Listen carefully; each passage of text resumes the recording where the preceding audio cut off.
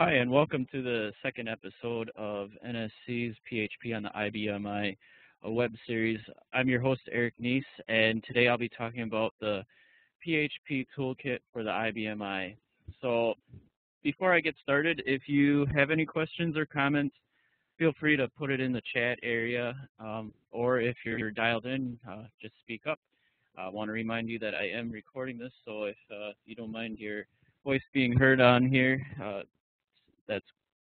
that's your choice. So, and if you aren't able to uh, view or participate today, you can also catch us on our YouTube channel, and that I'll have at the end.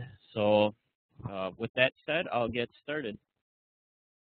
And if you're having any issues seeing anything, please let me know or speak up, and I'll see what I can do.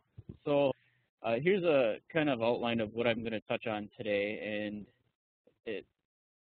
then as we go through, we'll check things off. And as I go through, you can also bring any questions forward, and I'll try to answer those as soon as I can. So we're going to go through a little introduction. I'll talk about the PHP Toolkit background, and then why for the IBM, and then a couple other things. One of the things I'll be touching on today is working with data areas. I chose this because there isn't a whole lot of documentation about data areas online, and there's quite a bit of other information for other things you can do with the toolkit. So,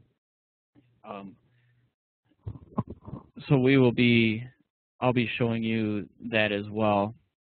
And it looks like, is anyone else having a hard time hearing me? If you are, can you please put that in the chat section, and I'll see if I can make some adjustments.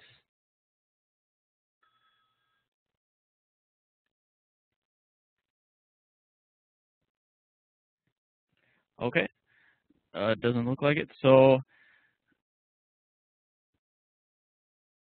okay. So who is NSC? We formed in 1981, and we began developing on the IBM I at the time. I can't remember what it was called at the time. If you can put it in the chat, and I'll give that a shout out. But started with them, and shortly after we partnered with IBM and began developing applications for the System I. And in 2005, we began developing PHP as well. We put an open source stack on our I series, and then shortly after, we came across the Zen core server, PHP server, and we put that onto our server, and from there we became partners with Zen Technologies as well. So I do have one other person saying that I have issues with my microphone. So let me see if I can make an adjustment quick, and I'll be right with you.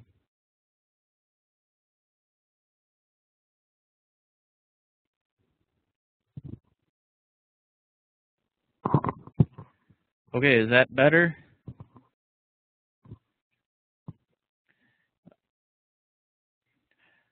I'm trying out a new microphone today, so I apologize for the inconvenience.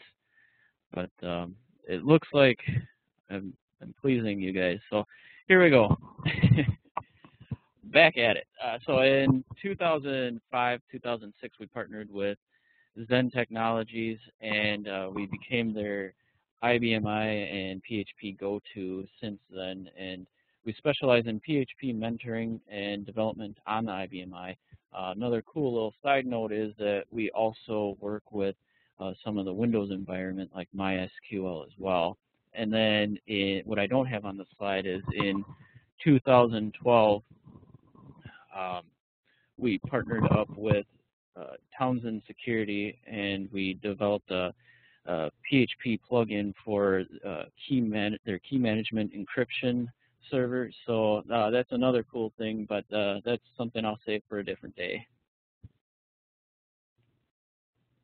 Okay, so On to the meat of things. The PHP Toolkit on the IBM a little bit of the background.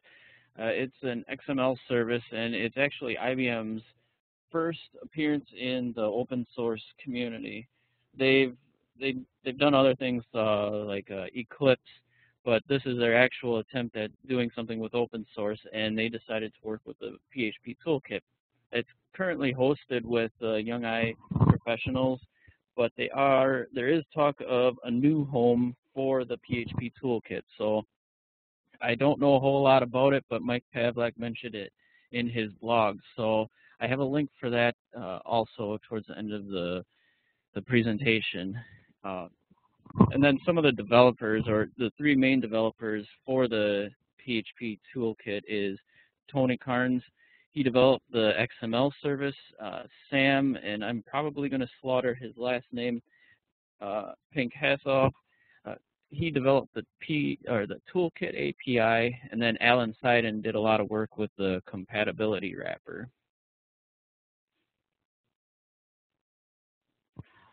So why would you want to use the PHP Toolkit for your I?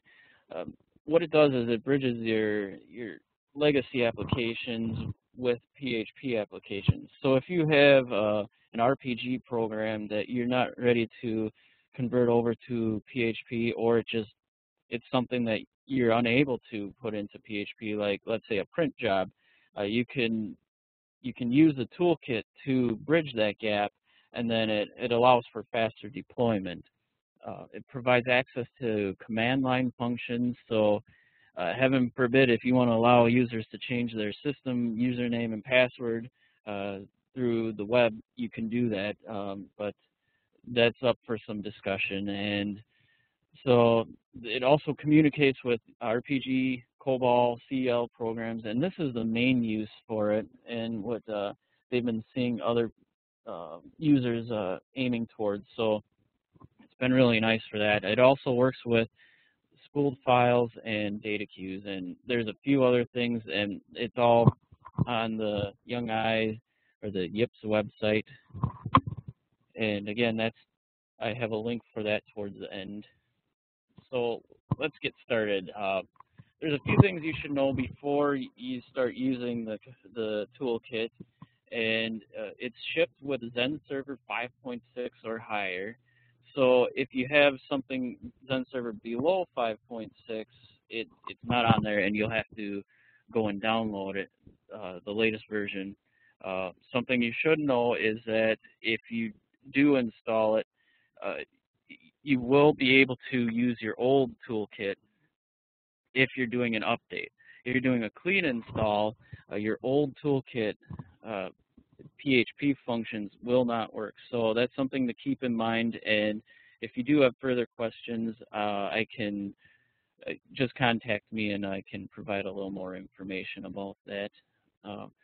So Zen Server 5.6 or higher does provide samples of various types of toolkit functions, like calling an RPG program or working with command lines. And those examples can be found right on the Zen Server under the www.htdocs, and then Zen Server, and then it's actually /htdocs again, and then samples, and then toolkit. So I'll have to make an update to my presentation. You can download the latest version on that link right there down here. I think that was the Young I Professionals. They have a slightly different version than what Zen does. Zen usually updates their version every quarter, whereas the Young I Professionals, they'll update it as there's a new update. So if you want the latest and greatest, you can get it at the Young I Professionals, or if you would rather wait for Zen to come out with an official PTF, you can get it from them each quarter, and then you're good to go.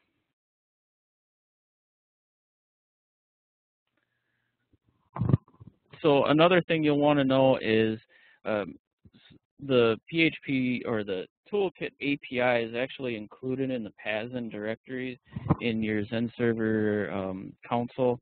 So if you have access to that, you can take a look, and You go under paths and directories. There's a few other things for in there, and it should appear towards the end.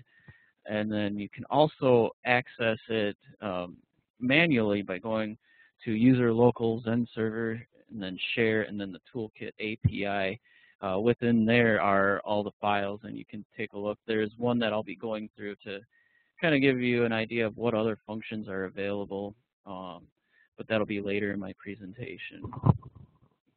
So what do you need in your application? You need basically two things to include, and that's the authorization.php, and that's going to handle your database name, your user and password, and then a default library. And you also need the iToolkit service.php include. So it's two things, and it's very simple to get started. And so with that said, I'm going to get started with how we make a connection. And what I'll be doing is I'll be going from the presentation to my Zen Studio as well, so that we can kind of see how it looks within an editor. So with that said, we're going to start with making the connection. This is the first thing you'll want to do when you're trying to access your toolkit or use your toolkit. And so at the top, actually, I'm going to go right to my editor. Might be easier to show. And it'll be one moment.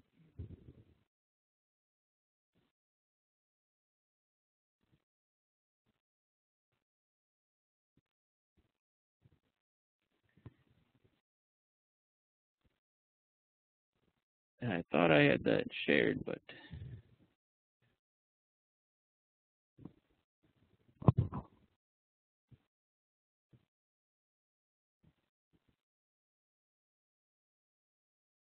okay. So you'll see I have authorization.php open, and this can actually be found in on your Zen server under, if you have version 5.6 or higher, it's under samples and then toolkit and then authorization. And within there, there's a bunch of different examples that you can look at. They have spool files, command line, and or CL command actually, and RPG, all sorts of things. So in there are examples, and then you can also grab your authorization.php. I suppose you could also refer back to an include file as well if you're working with multiple projects. You could put it in there. But that's where you grab it. So what I did was I actually created another folder for our web series, and so I have a toolkit folder, and then within there I created a library folder, and then toolkit to reference the actual PHP Toolkit library, and under there is my authorization. So that's the same file. I just made a copy of it, and that way I can make changes to it that won't affect the samples or the examples that come with Zen Server. So here you'll see I set up the database name, and you can actually use just star local, which is defaulted with Zen Server, and it seems to work. You could also rename it if you'd like. And then we have the username and password, and then down below it checks for if you're passing sessions, it'll rename it, and if you plan on using this in like a login and that sort of thing, so you can make the changes there as well. So then in my application, I created a separate setup or include file, and I call it _setup, so that I can use it in each one of my pages that I create. That way, it's included once, and then you're not reinventing the wheel, I guess. So here's our include. I refer back down to my library, toolkit, and then authorization to get that. And then we can do an include once because of what I had mentioned earlier in your paths and directories. The iToolkit service.php is actually included when you create that connection in your Zen server console in the paths and directories, and it'll automatically look for it in there, so you don't have to worry about that making a copy anywhere. And again, if you're wondering where to find that, it's actually, I'm going to go over to a green screen and I'll show you where it is. So if we do change directory,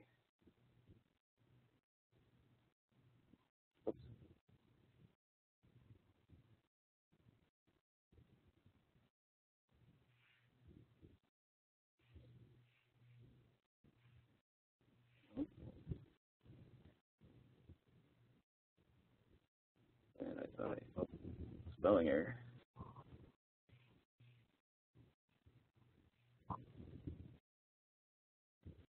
And then we go down to the Toolkit API, display that, and right there is where we have our iToolkit service.php. If we take a look at that file, you can see that you can take a look at all of the available functions. And what I'll do as I get further in, if I do a find on read data area, it'll bring me down to the data area section. And again, this is kind of since there isn't a whole lot of documentation on the web about it, this is your first source to kind of look at how and what's available. So in here, we have a read data area. I think there's where you can define the data name. There's a write and a delete. So I'll be getting into those later on, but just wanted to give you an idea of where that iToolkit service.php file is and some of the documentation for it. So we include that once, and then we create our extension, and in this case we're using the IBM _ DB2 to make the connection.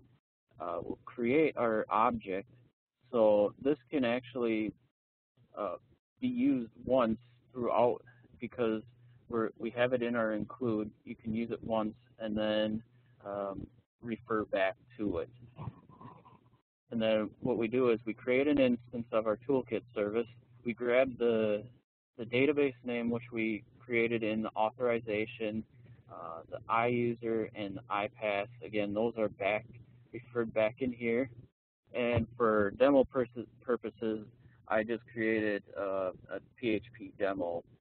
In this case, this would refer to your system password and user ID. You can also use a generic one if you would prefer users to have the same authority across the board, I guess. And then we put our extension. So that creates the object. If it doesn't work, it'll throw you down here and spit out a message to you, kind of explaining what the error is. And then down here we pass in our toolkit parameters, and this is just basically to set up a temp folder for the information.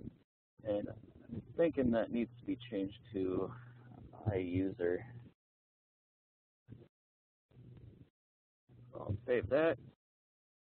So that's it. That's actually just getting the connection to work.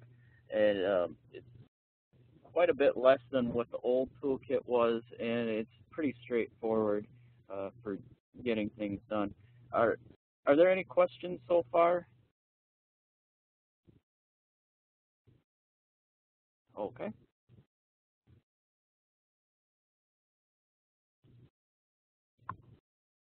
So again, this is same basic thing I went through. Went through the authorization, and then creating a toolkit object. And again, this is what I went through as well. So now we're going to work with data areas. And again, like what I said, they're there really isn't a whole lot of information on the web about data areas. Young Eye Professionals has some, and I ended up contacting Alan Seiden about it when I first was looking for some data area information, and he was able to provide an example, and then he also provided a link for me. But I'm hoping, like what Mike Pavlik said, I'm hoping that there will be some additional information when the PHP Toolkit gets its own website. So that's something to look forward to. But in the time being, this is the best we can provide, and I think it's a good example. So what we're going to start out doing is just simply displaying the information from our data area. And in this case, it's one parameter or one field being brought back, and uh, so it's a kind of a more basic type of example, but nonetheless it's good information. So what we do is we create our data area object, and we just call it new data area, and then we refer back to the toolkit service object that we created on the previous page. So if I go back up, here's our object that we're creating, and we create the instance, and then again, this is where we're using it. And this allows us to use it in multiple areas on multiple pages when we put it into an include file, and it makes it much easier and less code to use. So then we set a data area name. This is where we define where we're grabbing the information. This is the name of the data area, and then this is our library. And want to thank Door County for providing our example today. What we're doing is we're just bringing an index number for an application that we're writing for them, and so it's what it'll bring back is a number, and just wanted to thank them for that. And so then once we define our data area and library, we create our variable, and in this case it's the index, and we call our data area object, which we defined up here or towards the top, and then we're going to use a read data area to pull the information. And there's two parameters. It's the from position and then the data length. Now, the IBM it starts at 1, but I found that you can use 0, and what the toolkit does is it'll check whether it's a 1 or a 0. If it's a 0, it'll switch it to 1. If you put a 1, it'll start from 1. So either one, if you use 1 or 0, the toolkit catches it, and it'll change it to what it needs to start from the beginning if you're referencing the beginning. What you could potentially do is put 2 in there, and it'll start from position 2. And then you give the data length, and in this case it's 7. And then at the bottom, we're just going to echo out our number, and I gave some text along with the variable. So grabbing information from a data area is quite a bit easier than what the old toolkit was, and it's nice that you can use the object-oriented way of grabbing things. It just helps pull everything together. And so are there any questions so far?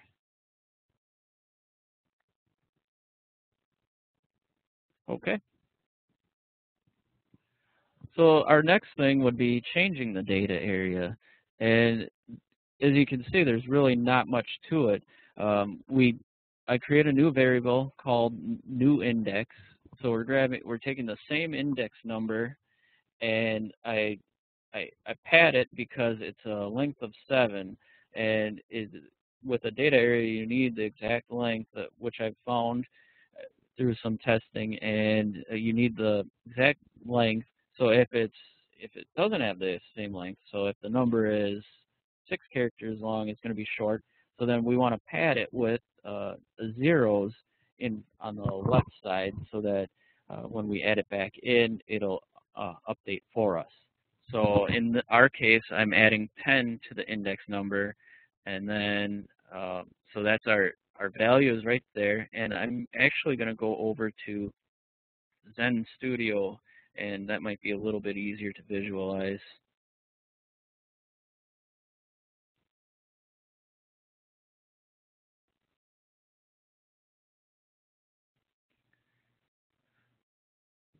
Okay, so here we start with our string pad, and then we're going to wrap that.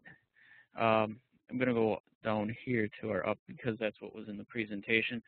So then we add 10 to our index number, and then we define our length. And again, the length is 7.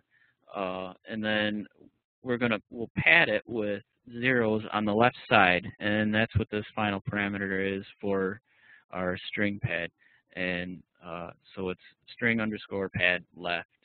There's also a pad right, and then a pad both. So there's a couple options for you depending on what your needs are. And then, so then from there, we do we grab our data area object again, and that's what we created here. And then we do a write data area. So then we grab our new value, which we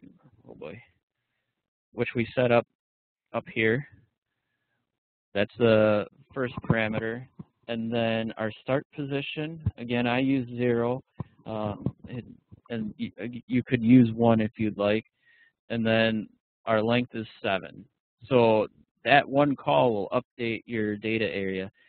There are some other options, or not other options, but you have your read, your write, and then there's delete as well. So that's it for updating a data area. And I do have an example for us right here. So if everyone see that all right? If not, just put it in the chat and let me know. But what we start out with is our next number, that's actually pulling the data area number back to the screen. With that, we're using that read data area function. And what I'll do is I'm going to increment it up, or actually up by 10. So if I do that, we see that it changed from 133280 to 90. So we went up 10. So now I'm going to increment it down by 10. And we're back down to 280. So on both those links, I'm using the write data area function. So if I go back to my Zen Studio, you'll see that I have a -10 and a +10 depending on if I'm incrementing up or down. So as you can see, it's actually pretty easy to access and update your data areas.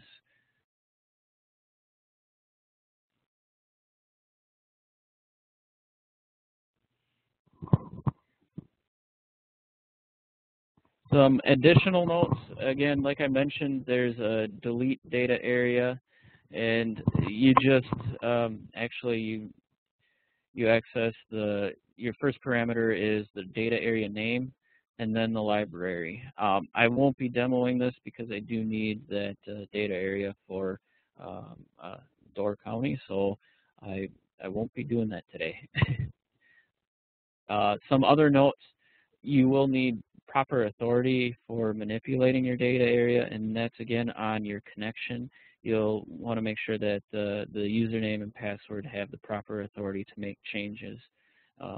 If you leave the parameters blank in the read data area, the function will read all of the data, so it'll pull it all back.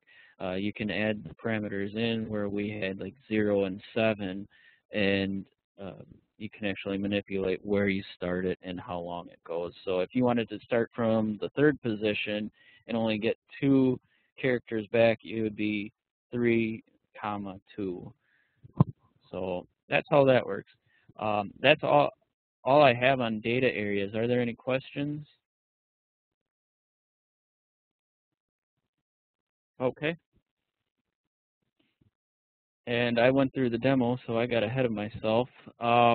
There's additional documentation. I provided the link. That's, again, on the Young Eye Professionals website.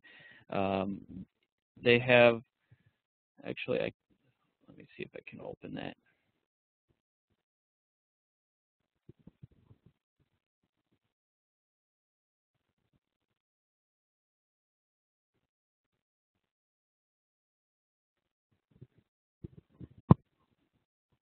So they have quite a bit of information. Usually what I do to try to find the information, I'll do a control F, and then I'll just look for it. So if I want to find data area, it'll bring it down there. And here's their large amount of information on data areas, but nonetheless, they have information. They also have information on using the commands, calling a program, and so forth. So the information is out there. I showed you where you can find the iToolkit service. There's also information in there as well. If I go back to that, you'll see that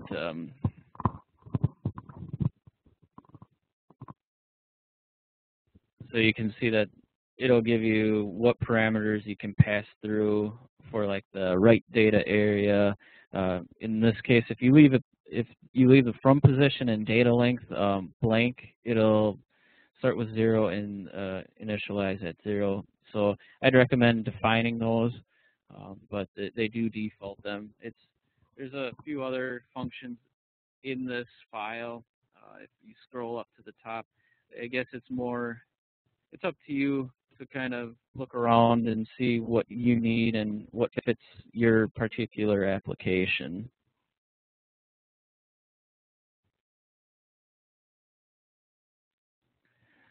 And then I just included calling an RPG program. This is actually an example pulled from that samples folder on your Zen server.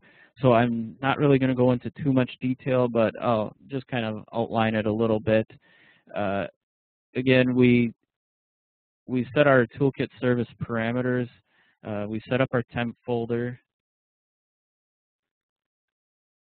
and then we create. Oh boy, can't click on there.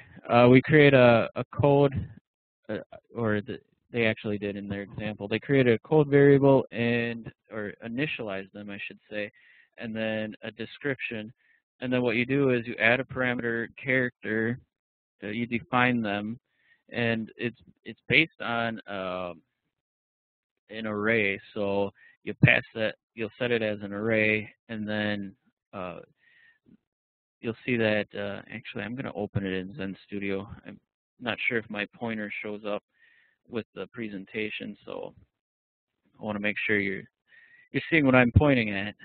And it looks like we do have one question, so I'll tackle that in a little bit. Okay, so we have our parameter array. You'll be passing it in as an array, so that's why you set it up that way.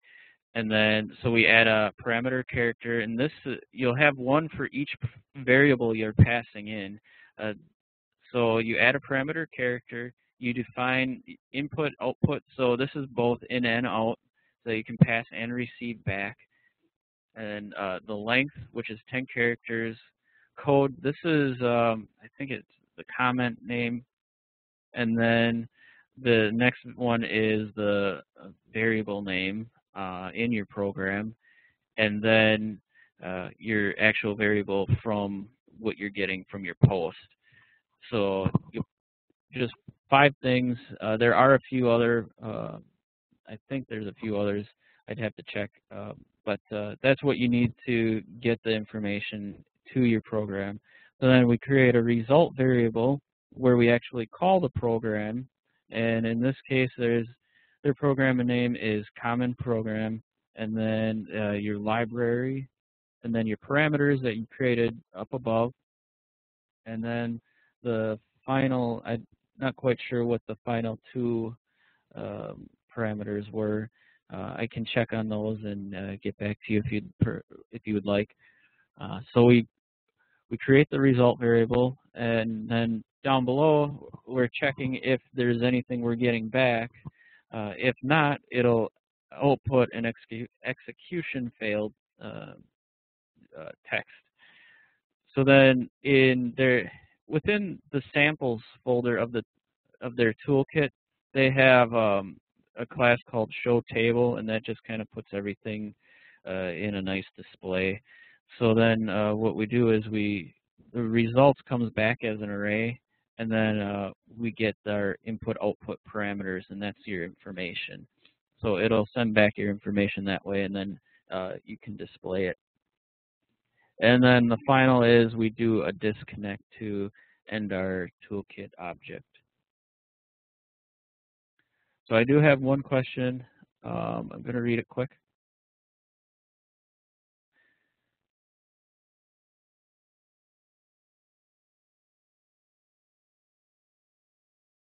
Okay. The question is, in object-oriented terminology, what do you call the command to the right of the object and then the arrow right code? I believe that's called a function. So this is what we're talking about. This is a function within the class. So that's basically what it's called, a function. It's a good question. Thanks.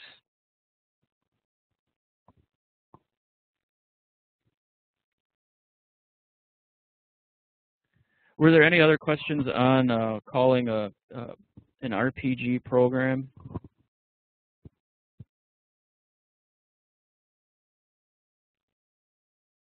Okay.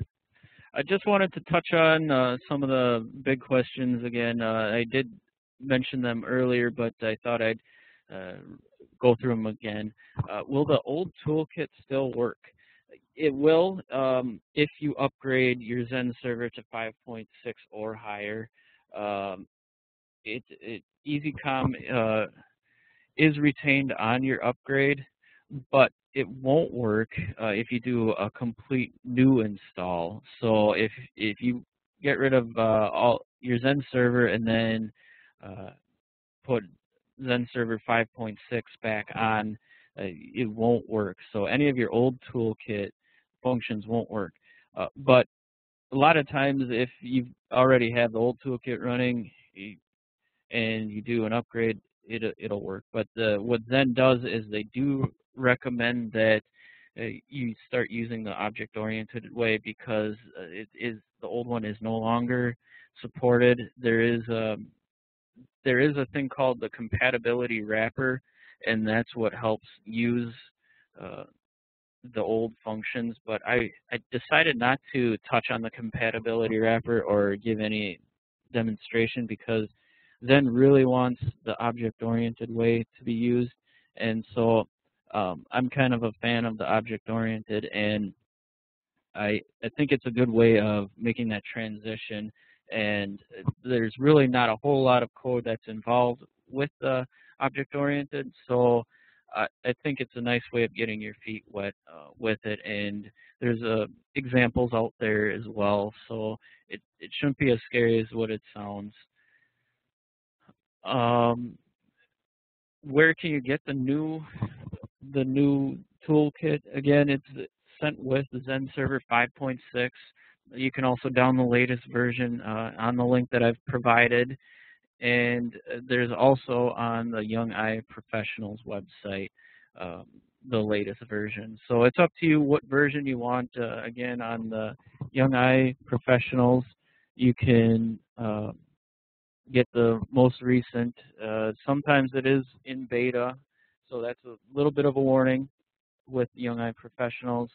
But the most stable version will usually be handed out by Zend every quarter. Another question I had is, how long do you think we will be able to use the compatibility wrapper if it is already in some of our existing code? You can use it as long as you want. That's what the compatibility wrapper is. Again, if you're just doing an upgrade to your server, it'll be available. I'm not quite sure if there's any talk of getting rid of the compatibility wrapper. But again, I'd suggest taking a look at moving your calls towards the object-oriented way. Any other questions?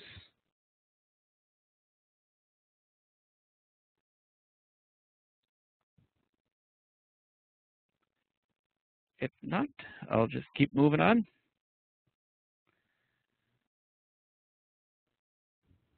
Okay, I wanted to thank you for joining us today.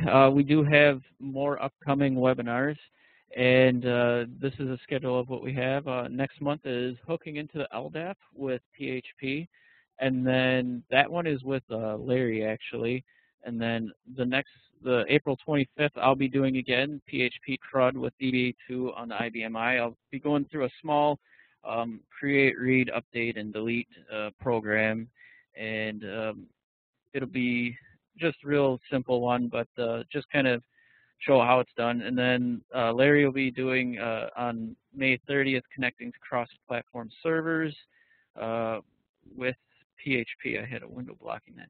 And then on June 27th, I'll be wrapping up our series with enhancing your PHP app. And in that one, I'll be covering things like AJAX, jQuery, CSS, HTML5, more of the things that go with PHP, because PHP is not just a standalone thing. You need all those other facets to make your application work. So I'll be going through that on the June 27th. I'd like to thank Mike Pavlock. He has a blog out there. He had some information on the new toolkit. Alan Seiden, he has a website where he has a bunch of information. He has even more in-depth slideshow on the toolkit that can be found on his website. And Young Eye Professionals, it looks like I have a spelling error, that's where you can get the most recent changes for the toolkit. Again, I do want to mention that on the Zen server, or on Zen's website, you can get the most stable version. And so if you're comfortable with that, I would wait for Zen. That would be my recommendation. But if you want to get the latest and greatest, go to Young Eye Professionals. And thanks again. You can follow us on Facebook, LinkedIn, Google+, and you can also subscribe to our YouTube channel. This presentation will be out there. We have last month's presentation up there already, and that one Larry did. It was why PHP for the IBMI. If you have any questions, you can contact me. My number is there, or you can contact Larry with his extension. We're willing to give you a hand, so if you have any questions, feel free to call. And that is it. So thank you for joining me, and we'll see you next month.